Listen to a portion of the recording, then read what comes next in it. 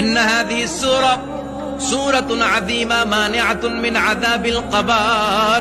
এই সূরাটা এমন সূরা, সাধারণ কোন সূরা না। এই সূরাতুল মুলক যে রাত্রে বেলায় তেলাওয়াত করবে তার কবরের আযাব থেকে তারে বাঁচিয়ে দিবে কে? নাম্বার 1 ফজিলত স্ট্যাটাস। 2 নাম্বার স্ট্যাটাস শাফাআত লি সাহিবিহা। এই সূরাটা এই সূরার তেলাওয়াতকারীর জন্য কিয়ামতের দিন সুপারিশ করবে। কোরআন সুপারিশ করবে, চারটেখানি কথা না। কোরআন যদি আপনার বিরুদ্ধে দাঁড়ায় আপনার জান্নাত ক্যান্সেল। আর কোরআন যদি আপনার ব্যাপারে আল্লাহর কাছে রেকমেন্ডেশন করে জান্নাত আপনার জন্য ওয়াজিব করে দিবে কে? দুইটা গেল।